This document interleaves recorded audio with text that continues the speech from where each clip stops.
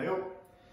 So tonight we are making a blue cheese dip, like a classic sort of dip really, that I'm preparing in advance to do some buffalo wings tomorrow, which hopefully, if I don't get too drunk, you'll see a video of that as well. But I thought I'll make this one separately, then at least you can sort of piece it together as you need to go. Very simple this, only a few ingredients to be fair. So you start off with, and this is American, so for you Americans that's great. For us English, we're going to have to convert it to grams. So we're starting off with about 3 ounces of cream cheese. So I am using a well-known brand of full-fat cream cheese.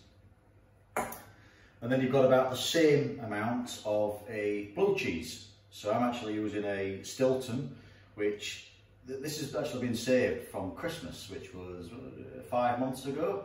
It's been vac packed, so it stores really well in a vac pack. If you're thinking about wanting to preserve things that you've got too much of, you know, get a vac pack machine. You don't have to buy the fancy stuff, but stick it in one of them, suck all the air out, put it back in your fridge. It's going to last for months. So I'm adding the blue cheese to the cream cheese into a bowl which is of sufficient size, and we're going to give that a bit of a stir together. Just try and mix it up a little bit to start with. So I don't need much, you're not going to get much stirring done because both these things are quite thick.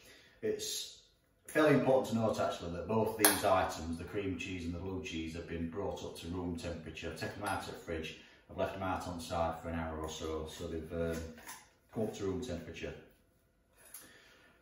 To this now, I'm going to add about half a cup of half and half, according to the recipe, but we don't really get that here in the UK, so I'm just going all in. I'm using double cream, you know, why not?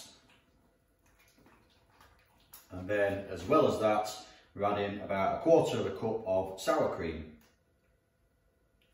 I knew this wasn't all going to come out in one go. I should have prepared a teaspoon ready.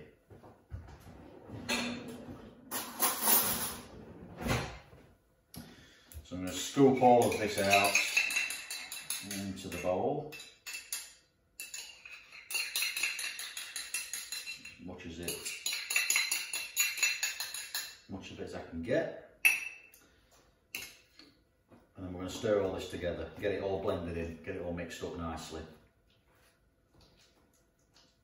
What I want is a consistency, yeah. So an even thickness, an even viscosity, if you like, all the way through.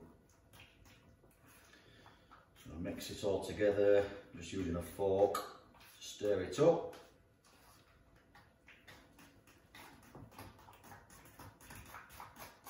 It's starting to look something like now.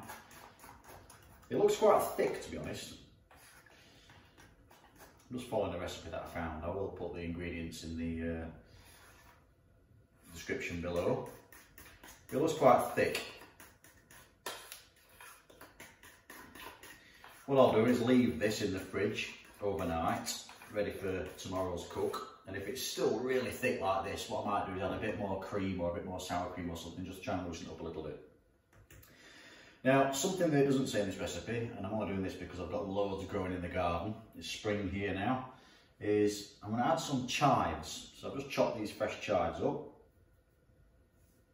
And what can be bad about sour cream and chives, you know, blue cheese dip, you know, it sounds perfect. It's a marriage made in heaven. So I've already taken a few sprigs off, given a little rinse, chopped them up quite small, mixed them in.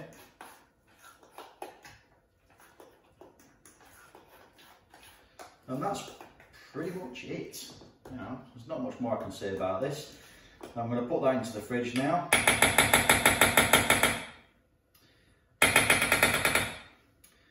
Let the flavours melt together overnight, and yeah, tomorrow it's going to be ready for the buffalo wings.